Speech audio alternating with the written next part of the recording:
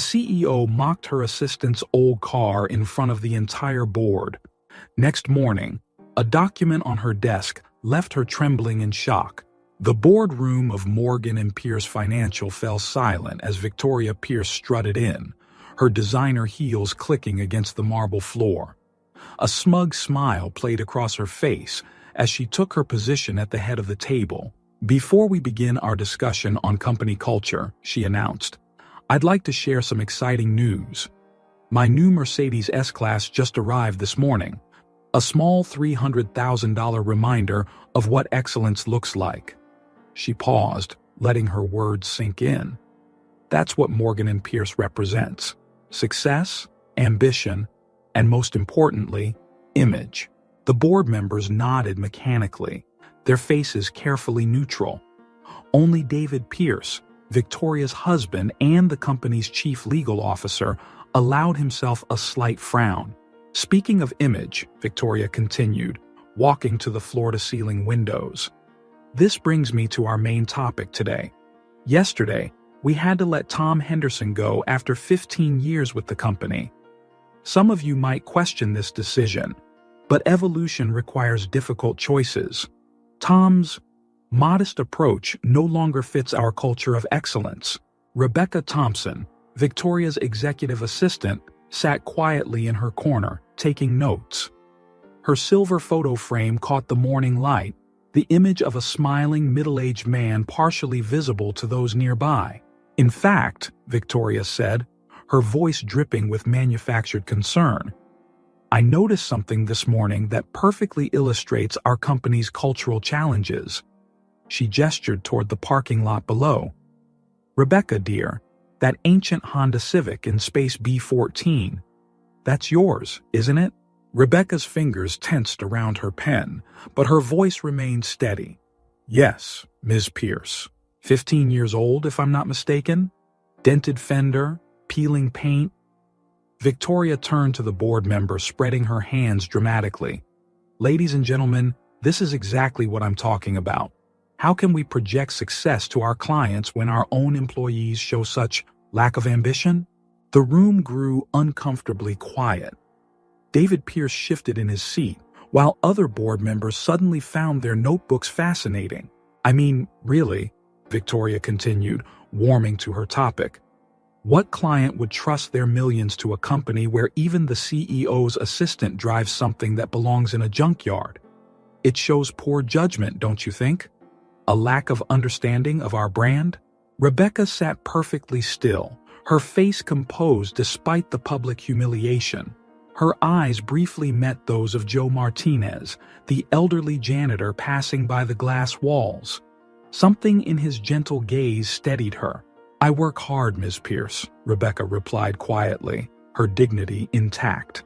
"My car is reliable, and it gets me where I need to go." Victoria laughed, the sound sharp and dismissive. "Oh, sweetie, that's exactly the kind of mediocre thinking we need to eliminate. Good enough is never good enough at Morgan & Pierce." She turned back to the board. "This mentality is precisely why we need a complete culture overhaul." David Pierce cleared his throat. "Perhaps we should focus on our quarterly numbers."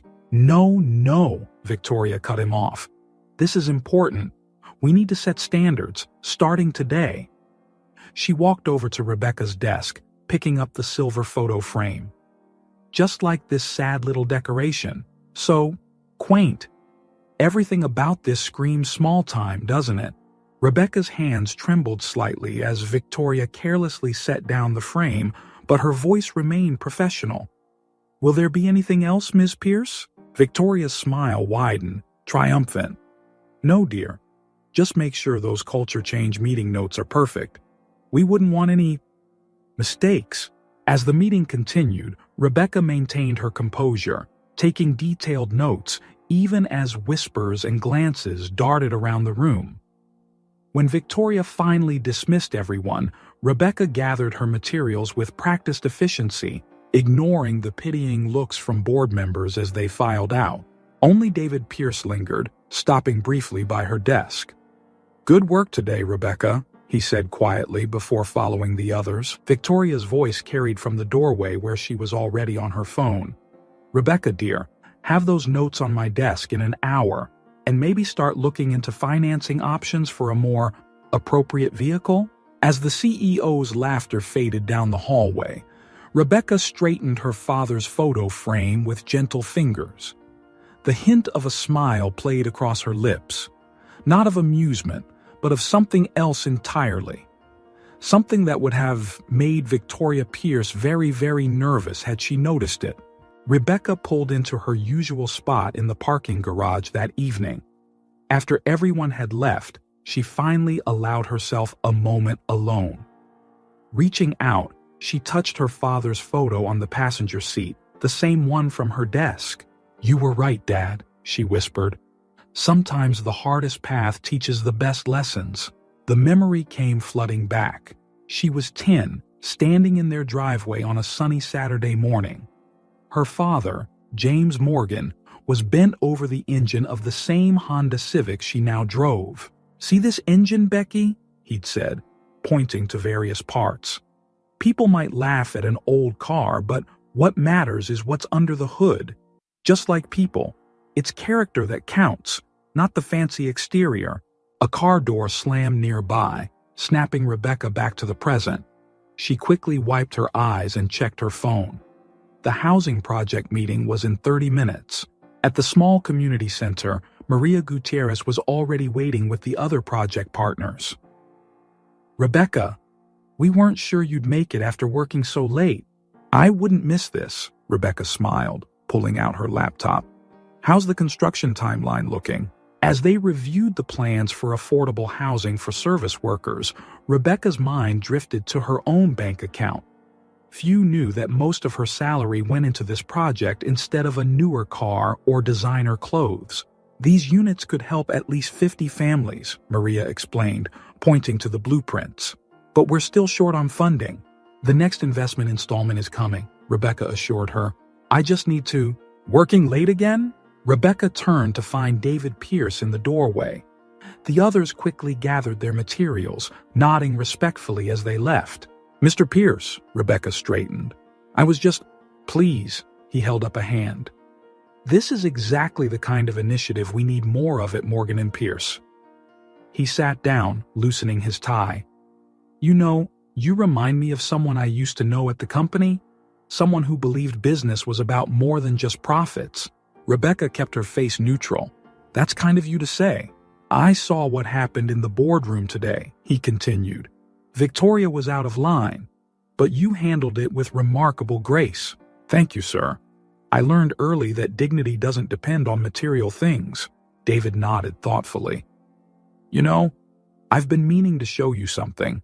The company's facing some changes, big ones." He pulled out a folder. "Take a look at these when you have a moment, particularly the Vista Global sections." Rebecca's heart skipped a beat as she scanned the documents. Acquisition plans, mass layoffs, asset stripping. "Sir, this is just some light reading." David stood, adjusting his jacket. "Oh, and Rebecca, that photo on your desk, take good care of it. Some things are worth more than others might realize."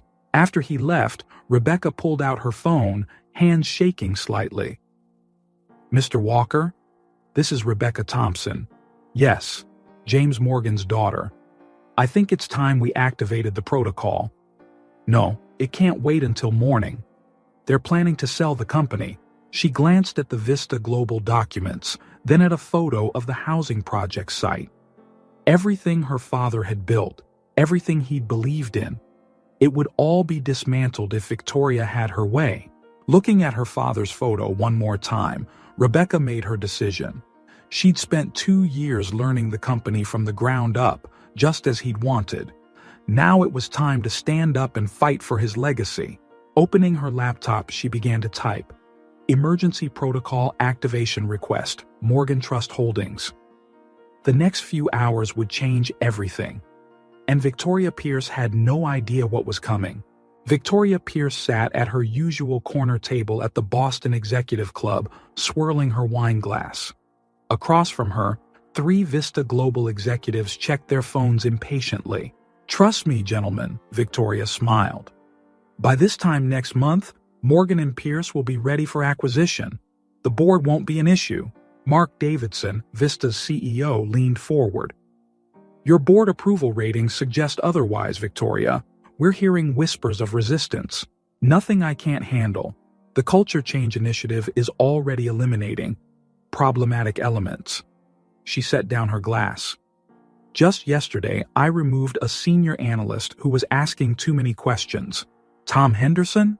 Davidson raised an eyebrow. 15 years of experience, wasn't it? Dinosaurs don't survive evolution, Victoria shrugged. Speaking of which, let's discuss the real numbers. Unknown to them, David Pierce stood in the adjacent room, his phone recording every word through the thin wall. Phase 1, Victoria continued, will involve closing the smaller branches. That's 2,000 employees gone in the first month. And Phase 2? Relocating headquarters, selling the old building, and restructuring the remaining workforce. Another 3,000 cuts. David's jaw tightened as he listened to his wife systematically dismantle his father's company. The pension fund? Davidson asked. Victoria laughed. Already being moved offshore. The employees won't know what hit them. In that moment, David made his decision. Stepping away, he dialed his private investigator. Get me everything on Victoria's offshore accounts. Everything. Across town, Rebecca was still at the office, reviewing old company files. A knock at her door revealed Joe Martinez, the janitor. Miss Thompson? My daughter Maria. She's getting worse. The hospital bills. Rebecca immediately reached for her purse. How much do you need, Joe? I can't take more of your money. You've already helped so many of us. He hesitated. But there's something you should know. Earlier, I saw Mrs. Pierce's assistant removing files from the archive room.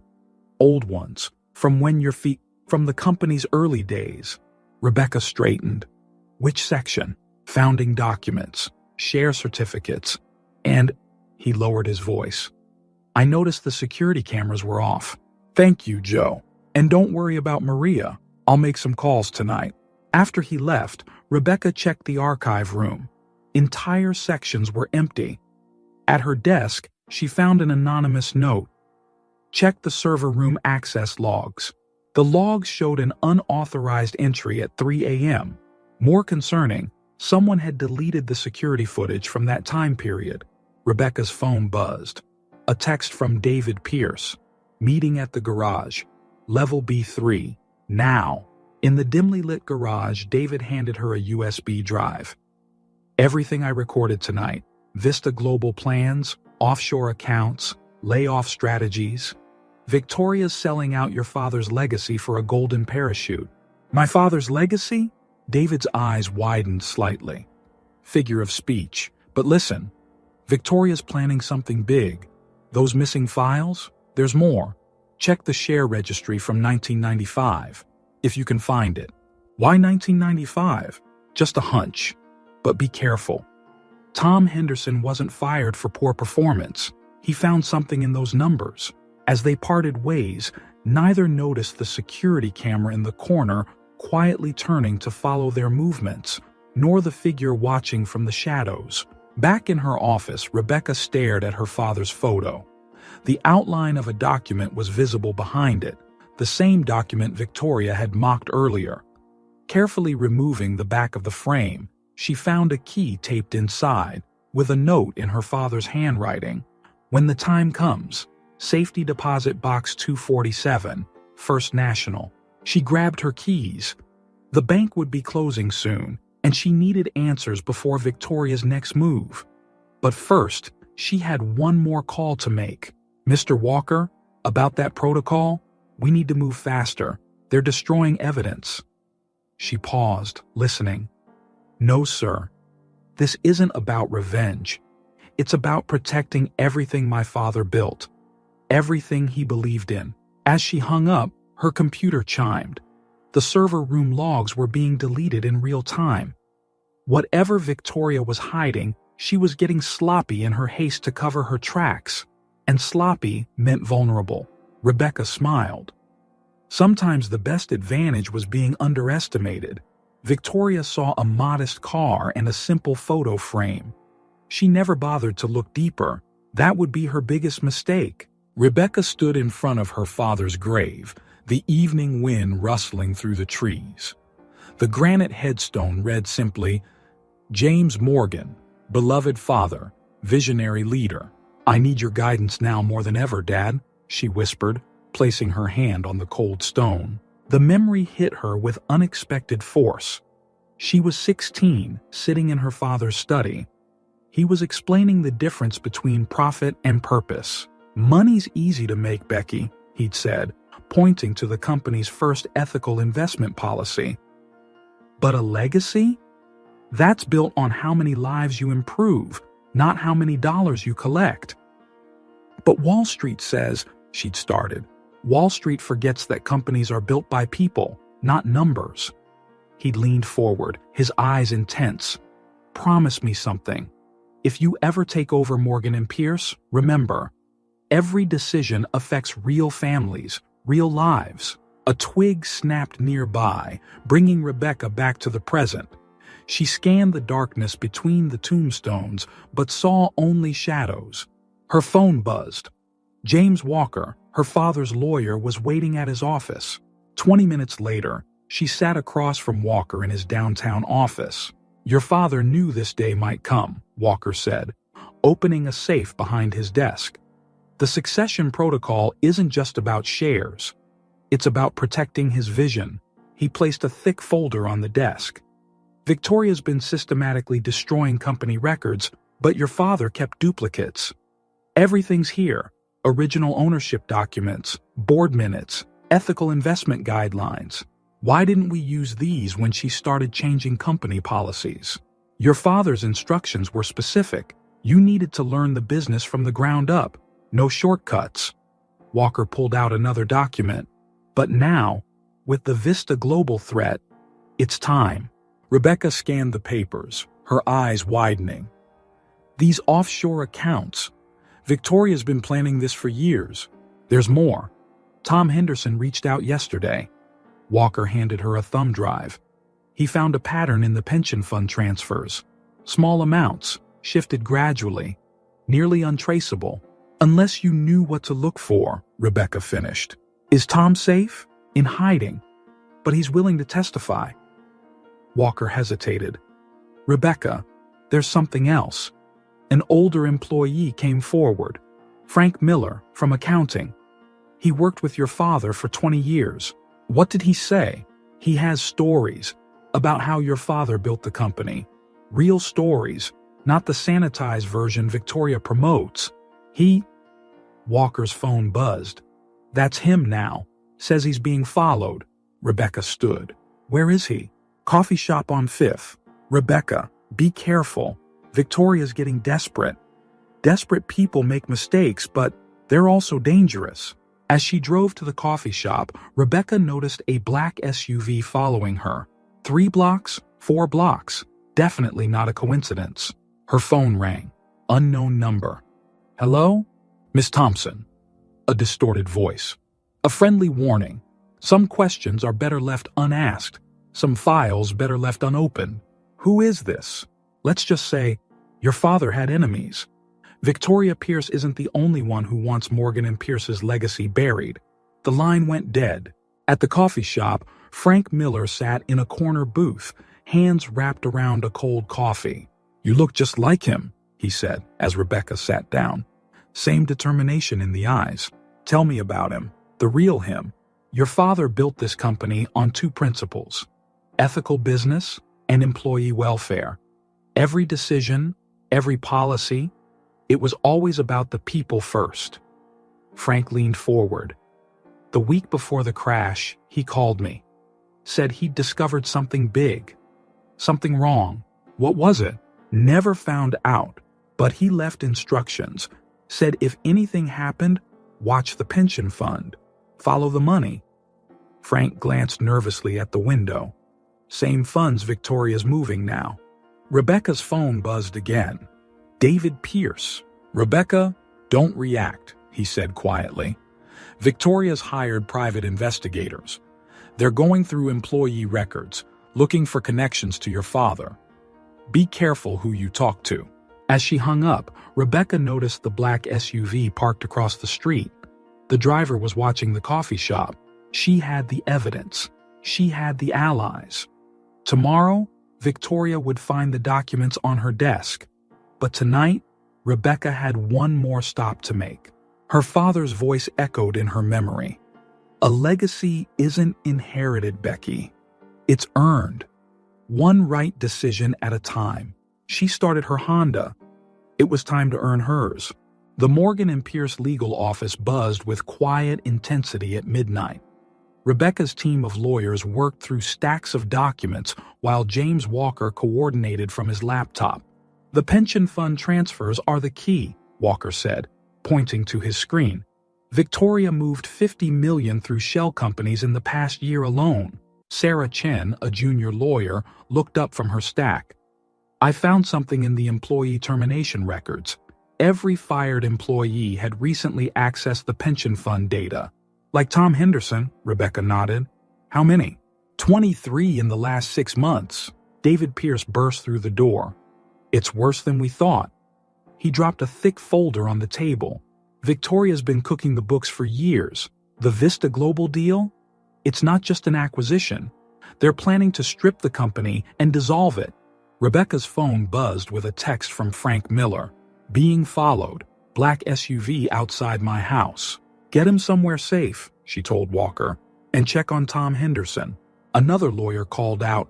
Found something in the offshore accounts, monthly payments to a security firm. What security firm? David asked.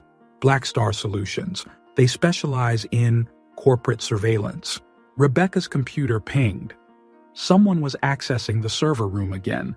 The security camera feed showed a figure in dark clothing moving between the servers. They're destroying evidence, David said. We need to... Rebecca's phone buzzed again. Anonymous text. Stop digging. Final warning. Keep working, she told the team. I need to check something. In the parking garage, Rebecca met Joe Martinez. The server room visitor, he whispered. It was Mrs. Pierce's private security. They took hard drives. Back upstairs, Walker was on the phone with Tom Henderson. He's safe, but someone broke into his apartment. Sarah Chen called everyone to her computer. Look at this pattern. Every time Victoria blocked a charitable initiative, company funds were diverted to private accounts. The employee housing project, Rebecca realized. She killed it because she was stealing the money, David finished, along with the pension funds. A crash echoed from the hallway. The power went out, leaving only emergency lights. Server room's been breached, someone called out. Back up everything, now. Walker started downloading files. Rebecca's phone rang. Victoria. Working late, dear. Victoria's voice dripped with honey. Such dedication, shame about the power outage. Technology can be so unreliable. What do you want? Want? Oh, just making sure you're not working too hard. Those documents you're looking for? They're better left alone. We wouldn't want anything to happen to that lovely housing project of yours, or to Frank Miller, or poor Tom Henderson. The line went dead. David checked his phone. Vista Global's board is meeting tomorrow morning. They're fast-tracking the acquisition. How long to prepare the evidence? Rebecca asked Walker. 2 hours, maybe 3. Do it. Everything needs to be on Victoria's desk before the market opens. Sarah Chen spoke up. Rebecca, there's something else. An old trust document. Your father, he left instructions about you. The room fell silent as Rebecca read the paper. All this time, she whispered. He planned for this. Her father's words from the document echoed in her mind. When the moment comes, remember, true power isn't in what you own, but in how you use it to help others. Dawn was approaching. In a few hours, Victoria would arrive to find the truth waiting on her desk. But first, Rebecca had one more card to play. She dialed a number. Mr. Chen? This is Rebecca Thompson. Yes, James Morgan's daughter. I need an emergency board meeting. 7 a.m. Tell them it's about saving their company. The lawyers worked through the night, building their case. Outside, the black SUV still watched. But now Rebecca wasn't hiding anymore. Victoria thought she was destroying James Morgan's legacy. She didn't realize she was about to meet it face to face. Victoria Pierce strode into her office at 6:45 a.m., already dictating emails on her phone. Cancel the afternoon meetings. The Vista Global deal needs to... She stopped cold. A thick folder sat on her desk marked Urgent Board Review. "Rebecca," she called out. No answer. Opening the folder, Victoria's face drained of color. Bank statements, offshore accounts, pension fund transfers. Her entire scheme laid bare. Her phone buzzed. Vista Global's CEO. Meeting moved to 7 a.m. Full board attendance required. Victoria grabbed the documents and rushed to her private elevator, punching the button repeatedly. As the doors opened, she froze. There stood Rebecca, but not in her usual assistant's attire. She wore a tailored suit and held a briefcase bearing the Morgan & Pierce logo. Behind her was David Pierce. "Good morning, Victoria," Rebecca said calmly. "Going somewhere with those documents?" "What is this?" Victoria demanded. "Some kind of joke?" "The joke," Rebecca replied, "is thinking you could steal from thousands of employees and get away with it." Victoria laughed, but her voice shook slightly. "You're fired. Security will escort you out." "I don't think so." David stepped forward. "The board's waiting, Victoria. All of them." "You're behind this?"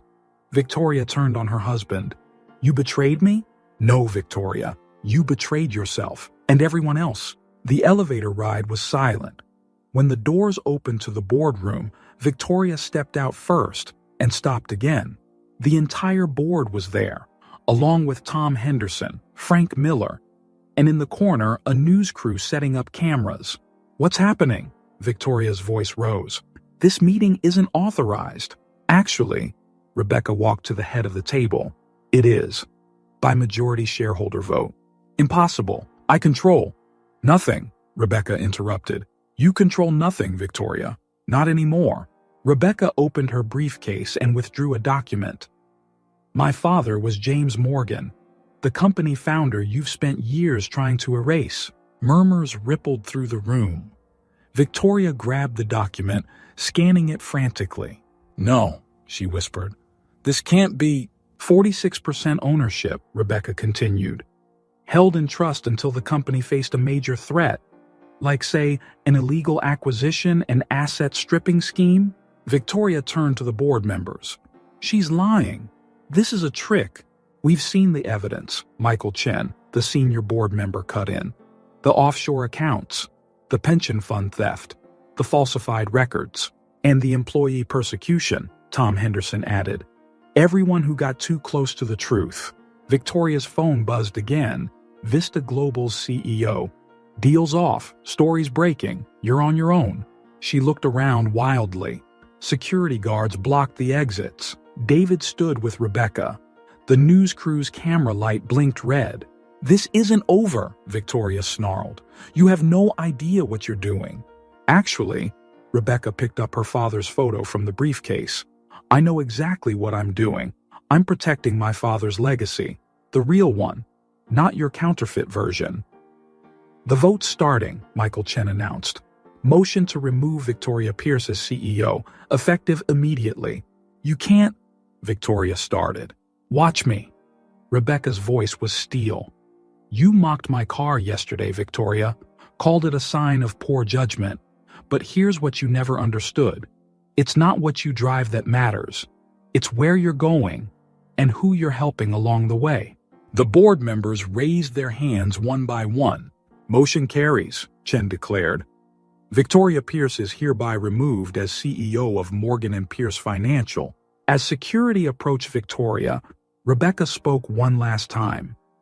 "Oh, and Victoria? The FBI is waiting downstairs. Those pension fund transfers? They'd like to discuss them with you." Victoria's face contorted. "You planned this, all of it. The humble assistant act, the old car. You played me." "No," Rebecca replied. "You played yourself. I just showed everyone who you really are." The morning sun streamed through the windows as Victoria was led out. The same windows she'd stood at yesterday, mocking Rebecca's car. The view, Rebecca decided, was much better from this side of the table. The boardroom buzzed with tension as Rebecca took her position at the head of the table. News of Victoria's removal was already spreading through the building. Before we continue, Rebecca addressed the board, there's something you all need to see. She nodded to David Pierce, who distributed folders to each member. These documents show the full extent of Victoria's schemes, David explained. Not just the pension fund theft, but years of systematic fraud. Michael Chen studied the papers. The Vista Global deal was never about growth. No, Rebecca confirmed. It was about stripping assets and eliminating evidence. Vista Global would dissolve the company, and Victoria would walk away with millions while thousands lost their jobs. Tom Henderson stepped forward. That's why she targeted anyone who accessed the financial records. 23 employees fired in 6 months. A commotion outside interrupted them. Through the glass walls, they saw Victoria arguing with FBI agents near the elevators. She's trying to access the server room, David warned. Rebecca's phone buzzed. IT security. Emergency alert. Remote access detected. Mass deletion in progress. Stop those deletions, Rebecca ordered. Lock down everything. There's more. Sarah Chen spoke up. The housing project site. Someone just called in a safety violation. They're shutting down construction. Rebecca turned to Frank Miller. How many employees were counting on that housing? Over 50 families, he replied. Most can't afford Boston rent on their salaries. The board members shifted uncomfortably. This company was built on 2 principles, Rebecca stated. Ethical business and employee welfare. My father understood that profit without purpose is meaningless. She brought up the company's original mission statement on the screen. Look at these values. Then look at what we became under Victoria's leadership. Michael Chen stood. The question is, what do we do now? The media's already running the story. Our stock will take a hit. We tell the truth, Rebecca replied. All of it. Show them what real corporate responsibility looks like. Her phone buzzed again. Construction site incident. You need to see this. Security footage showed men in black SUVs placing suspicious packages around the building foundation.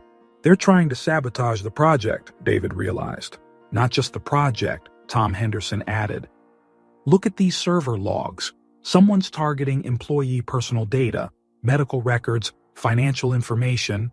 Rebecca faced the board. This is what we're fighting.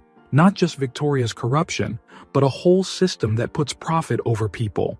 The room fell silent as she projected her recovery plan on the screen. Phase 1. Secure all assets and data. Phase 2. Restore the pension fund. I'm transferring personal shares to cover the losses. Phase 3. Fast-track the housing project with enhanced security. The cost, Michael Chen started, is nothing compared to the cost of losing our integrity, Rebecca finished. Victoria thought leadership meant power over others. Real leadership is empowering others. Suddenly, the lights flickered. Screens went dark. Server room breach, security called out. Victoria, David growled. She had backup access codes. Rebecca stayed calm. Activate the emergency protocols, just like we planned. As chaos erupted around them, Rebecca noticed something else. Construction equipment moving at the housing site, but no workers in sight. Get me eyes on that site, she ordered, and find Victoria. Her phone rang. James Walker. Rebecca, Victoria's disappeared, but she left something in her office. A list of names, people who helped her set this up. Some of them are board members. The room grew tense as Rebecca surveyed the faces around her. Someone here was still loyal to Victoria. Someone was helping her destroy evidence. Ladies and gentlemen, she announced, this meeting is now closed, except for you, Mr. Thompson. She pointed to a nervous-looking board member. Security would like to ask you about some interesting transfers to your Cayman account. As guards approached Thompson, Rebecca opened her father's journal. His words jumped out. The hardest test of leadership isn't making the right choice. It's making it when everyone around you is choosing wrong. She looked up at the chaos unfolding across her company. Victoria had played her final cards. Now it was time to show her what a real Morgan was capable of. Server room breach continuing. The warning flashed across every screen in Morgan and Pierce headquarters. Rebecca raced down the corridor with the IT team, while Victoria's digital assault threatened to erase years of company records. "How many systems compromised?" Rebecca demanded. "She's targeting everything," Sarah from IT responded.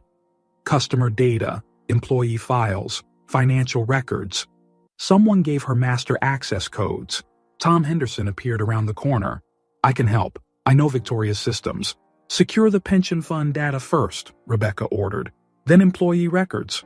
The IT team worked frantically as more systems fell under attack. Outside, news vans gathered at the building entrance. Rebecca's phone rang. Maria Gutierrez from the housing project.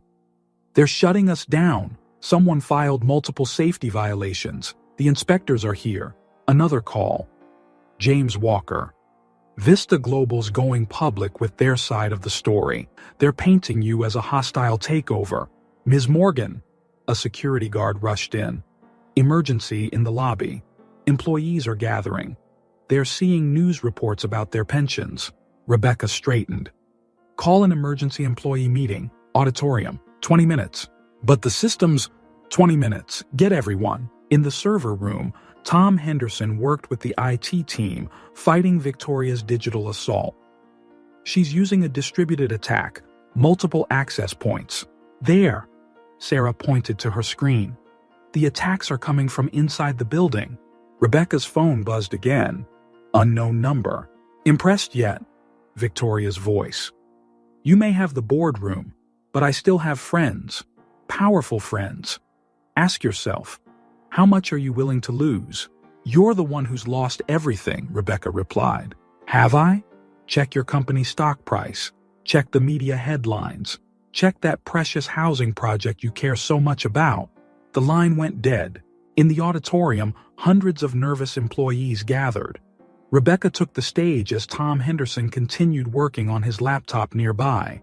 "By now you've heard the rumors," Rebecca began. "Yes, Victoria Pierce has been removed as CEO. Yes, there was pension fund fraud. And yes, I am James Morgan's daughter." Murmurs rippled through the crowd. "But here's what you don't know. Every attempt to steal your pensions has been blocked. Every dollar will be restored. The housing project will continue. And Morgan and Pierce will emerge stronger." A voice from the crowd. "Why should we trust you?" "Because unlike Victoria, I'll show you the truth. All of it." She nodded to Tom, who projected the evidence onto the screen. Every fraud, every theft, every lie. The room fell silent as the documents appeared. "I've transferred personal shares to guarantee your pensions. The housing project has new funding. And every person Victoria fired for cultural differences will be offered their jobs back." Her phone buzzed. "Sarah, we found the internal attackers. 3 IT managers. Victoria's people." "Ms. Morgan," a security guard rushed in. "Vista Global representatives are in the lobby. They're demanding to see you." Rebecca checked her watch. Market would open in 30 minutes. "Tom, lock down those systems. Sarah, get me every communication between Victoria and Vista Global. Everyone else, back to work. Your jobs are safe. Your pensions are safe. Your future is safe." As the employees filed out, many nodding in support, Rebecca noticed a familiar face in the crowd. The old janitor who had known her father. "Your dad would be proud," he said quietly as he passed. Rebecca's phone lit up with media requests, stock price alerts, board member messages. But another message caught her eye, an anonymous email. "Victoria Pierce spotted at First National Bank. Safe deposit boxes. The same bank where her father had left that key. Get me everything on Victoria's connections at First National," she told Walker, "and find out what's in those boxes." Tom Henderson looked up from his laptop. "Systems secured. But Rebecca, there's something else. These attacks weren't just about destroying evidence. They were covering up money transfers. Big ones. Happening right now." Rebecca squared her shoulders. Victoria thought she was launching a counterattack. But she'd forgotten the first rule of Morgan and Pierce: always have a backup plan. Send in the forensic team, she ordered. Victoria's not just going to lose control of the company, she's going to face justice. Outside, more news vans arrived. The market would open soon, and with it, the real battle would begin. Rebecca took the stage in the company's main conference room, facing a wall of cameras and reporters. The stock market would open in 10 minutes. Morgan and Pierce stands at a crossroads, she began. Today, we choose ethics over greed, people over profits, and community over corporate raids. Screens behind her displayed the company's new direction. Reporters fired questions rapidly. Ms. Morgan, how do you respond to Vista Global's allegations? The facts speak for themselves, she replied, nodding to Tom Henderson, who displayed the evidence. Vista Global wasn't planning an acquisition. They were planning a demolition. Her phone buzzed. Market opening alert. Morgan and Pierce stock dropping 15% in pre-market trading. David Pierce stepped forward with breaking news. Victoria Pierce has been spotted meeting with executives from 3 competitor firms at the Four Seasons. Another alert. Stock down 20%. Ms. Morgan, a reporter called out. Sources say major investors are pulling out. Comments? Before she could answer, James Walker rushed in. They're making their move. Victoria's formed an investment group. They're trying to trigger a panic sell-off. The stock fell another 10%. Rebecca's phone rang. Michael Chen. The housing project contractors are walking off. Someone's offering them double to break contract. Cameras flashed as Rebecca maintained her composure. Morgan and Pierce isn't just a stock price. It's 10,000 employees, 50 years of trust, and one simple principle: doing what's right. Her phone buzzed again. David Pierce. Victoria's investor group now controls 15% of public shares. They're calling for an emergency shareholder meeting. The stock hit 35%. Ms. Morgan, another reporter stood.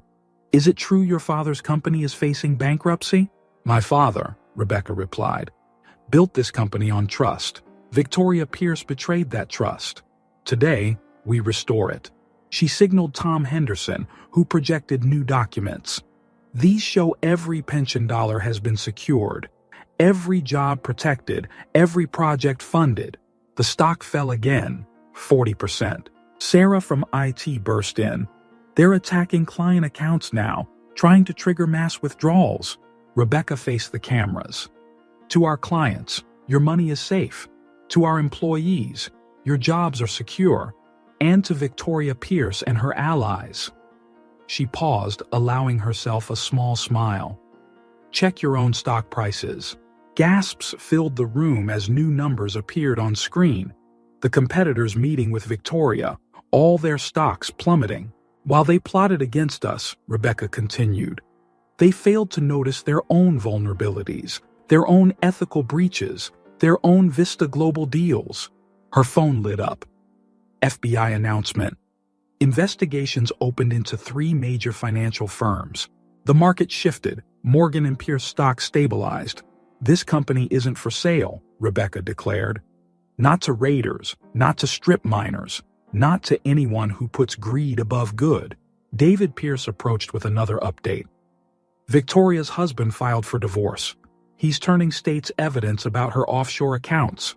The stock began to rise. Ms. Morgan, a final reporter stood. What happens now? Rebecca picked up her father's photo from the podium. Now, we rebuild. The right way. Later, in her office, James Walker brought more news. Victoria's investor group is falling apart. The housing project contractors are returning. And the employees, Rebecca looked out her window. Hundreds of employees had gathered in the plaza below, many holding signs. We stand with Rebecca. Her phone buzzed one last time. Victoria, you've won nothing. This isn't over. You're right, Rebecca replied. It's not over. The FBI would like to know what's in those safe deposit boxes. Shall we find out together? She hung up as David Pierce entered. Rebecca, there's something else. A market crisis is brewing. All financial stocks are starting to drop. This could be bigger than Victoria. Rebecca opened her father's journal. His words jumped out. The true test of a company isn't how it handles success. It's how it handles crisis. She looked at the growing crowd below, then at the falling market numbers. Victoria's revenge wasn't over. It was just changing form. Get the crisis team, she ordered. The real fight starts now. The financial markets were in free fall. On every screen in Morgan & Pierce's crisis center, numbers flashed red. The contagion from Victoria's attacked companies had spread across the entire financial sector. All major banks down 30%, Tom Henderson reported. Small firms are starting to fail. Rebecca studied the market data as her crisis team gathered around. This isn't just market panic. Someone planned this. Her phone rang. Michael Chen. Victoria's investor group is making their move. They're offering to save struggling firms by buying controlling shares at panic prices. She's using the crisis she created, David Pierce realized, turning market fear into a hostile takeover opportunity. Sarah rushed in with more data. It's not just Victoria. 5 other investment groups are doing the same thing. They're all connected to Vista Global. Rebecca's phone buzzed again. James Walker. FBI found the safe deposit boxes, empty, but they have security footage of Victoria removing documents last night. Ms. Morgan, a junior analyst, called out, "Small investors are losing everything. Retirement accounts are being wiped out." Rebecca squared her shoulders. "Project the pension fund data." Tom Henderson brought up the numbers. Despite the market crash, Morgan & Pierce's employee pension fund remained stable. How? David asked. Because we moved it into ethical investments last night, Rebecca explained. Real companies, real assets, not market speculation. Her phone lit up. Victoria. Ready to surrender? I can stop this. For a price. You're bluffing, Rebecca replied. You don't control this crisis. Don't I?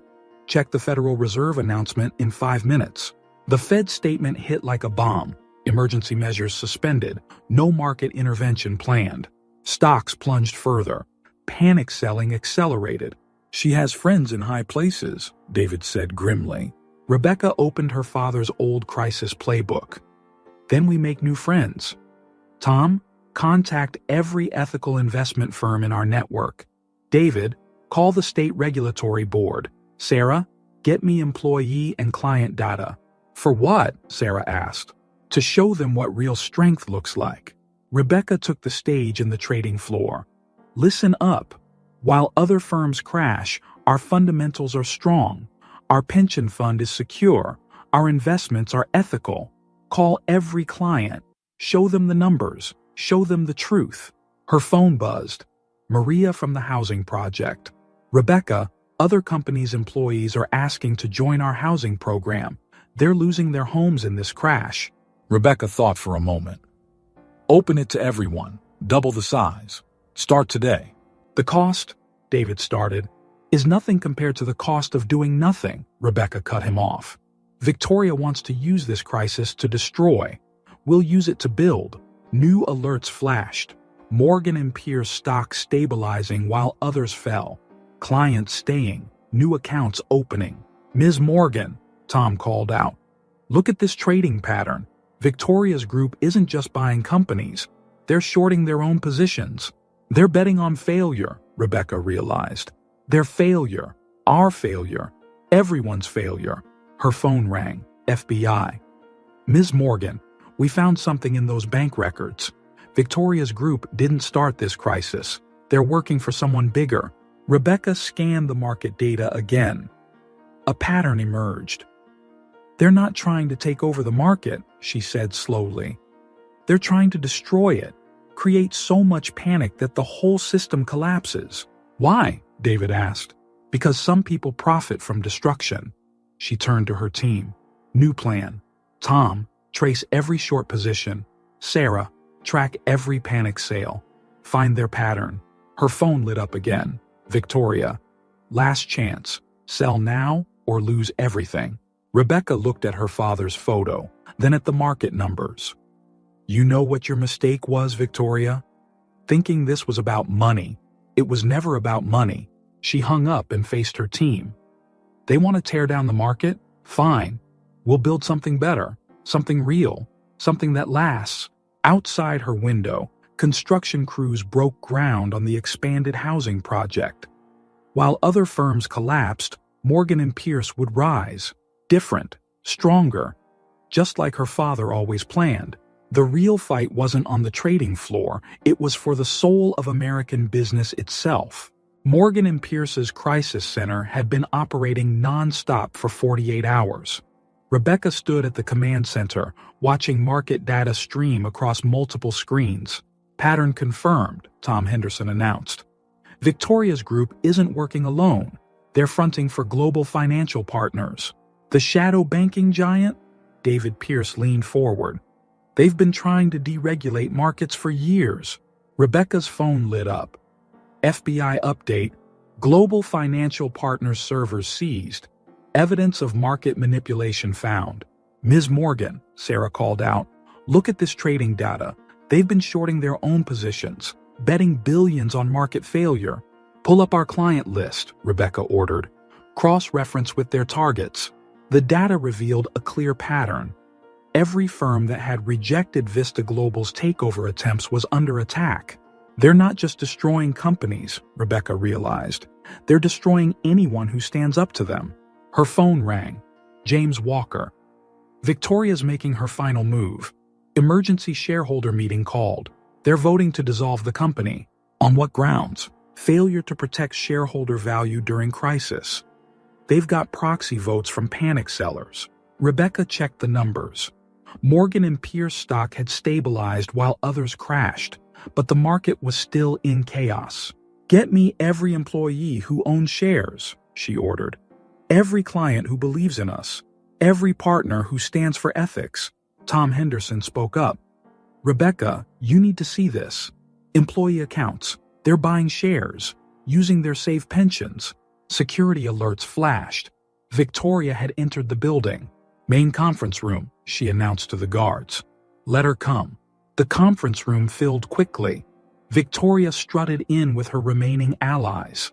Still playing CEO? Victoria smirked. The vote's already decided. Global Financial Partners owns enough shares now to— Check again, Rebecca interrupted. The main screen displayed updated share numbers. Victoria's face fell. Impossible. Where did these votes come from? Employees, clients, partners, real people investing in real value. Tom Henderson stepped forward, and the FBI just froze Global Financial Partners trading accounts. Evidence of fraud. Victoria's phone buzzed continuously as her allies began jumping ship. It's over, David Pierce told his ex-wife. Global Financial Partners is finished. Your market attack failed. Failed? Victoria laughed. Look around. The financial sector is in ruins. Thousands have lost everything. You've won nothing. That's where you're wrong. Rebecca projected new data. While you were destroying, we were building. Show her, Tom. The screens filled with statistics. Morgan & Pierce's ethical investment funds outperforming the market. Housing project expanded to help crisis victims. Employee ownership program launched. Community reinvestment initiative starting. The old system is burning, Rebecca stated. Good. We'll build a better one. Victoria made one last attempt. The shareholders are the employees now, Tom Henderson cut in. They bought back their company while you were trying to destroy it.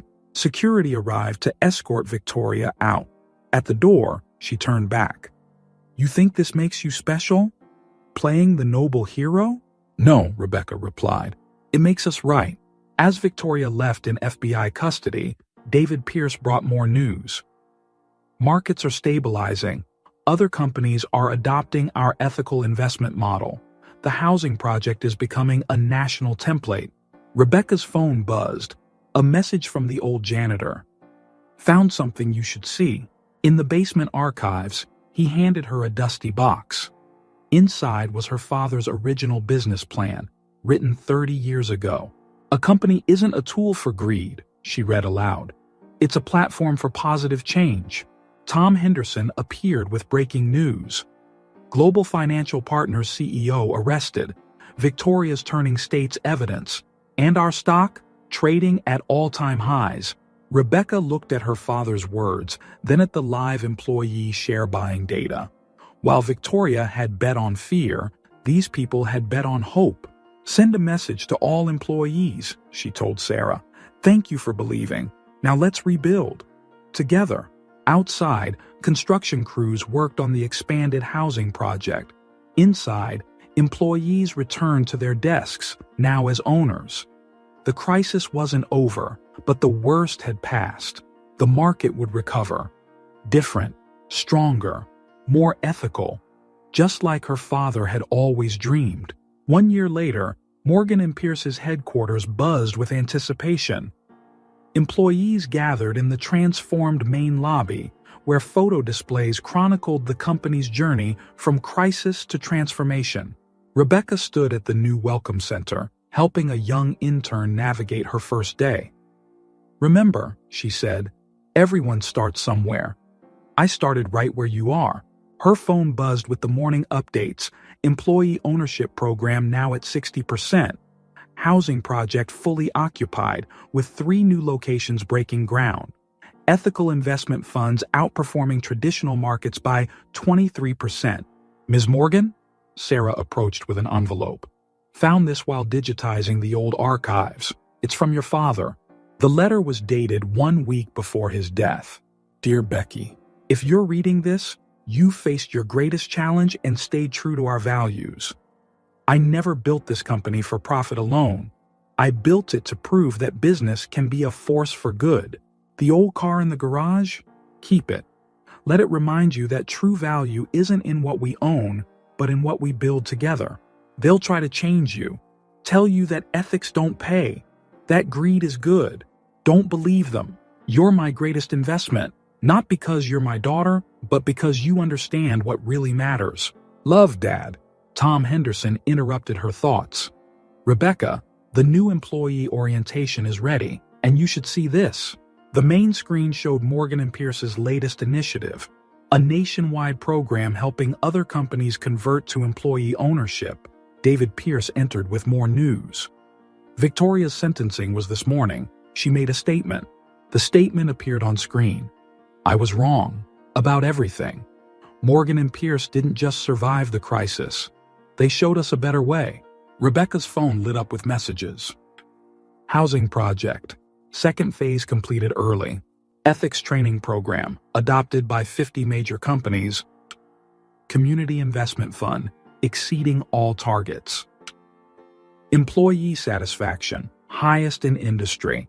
The old janitor appeared beside her desk. Your father would be proud, not just of what you saved, but what you built. Ms. Morgan, a new employee approached. I sold my car to buy company shares during the crisis. Best decision I ever made. Rebecca smiled. Keep the car. It's not what you drive. It's where you're going. The main atrium filled for the anniversary celebration. Rebecca took the stage, her father's photo beside her. 1 year ago, we faced a choice, she began. Take the easy path of greed or the harder path of ethics. We chose ethics. We chose community. We chose to believe that business can be better. She gestured to the screens showing company achievements. Pension funds, fully secured and growing. Jobs created 3,000 new positions. Housing units, 500 families housed. Employee owners, 10,000 and counting. But our real success isn't in these numbers, she continued. It's in proving that ethics and profit can work together. That community matters more than commodity. That people matter more than percentages. Tom Henderson joined her with breaking news. The SEC had adopted Morgan & Pierce's ethical investment standards as new national guidelines. Rebecca picked up her father's photo. A year ago, someone mocked me for driving an old car, said it showed lack of ambition. Today, that car sits in our lobby as a reminder. True success isn't about what we have. It's about who we help along the way. The crowd stood and applauded. Among them, she recognized faces from the crisis. The employees who bought shares, the families in the housing project, the partners who stood firm. At day's end, Rebecca walked to her car, the same Honda Civic. David Pierce caught up with her. "You could buy any car now," he smiled. "I could," she agreed. "But some things are worth more than money." Her phone showed one final message from Victoria's prison email. "You didn't just beat me. You showed me a better way. Thank you." Rebecca drove home past the housing project, where families gathered in the community garden, past the employee parking lot, full of people who now owned their company, past the construction site of the next community initiative. Her father's words echoed, "Business can be a force for good." She smiled. It already was. The American dream wasn't dead. It had just evolved, from greed to good, from profit to purpose, from me to we. And it all started with an old car and a daughter's promise to her father.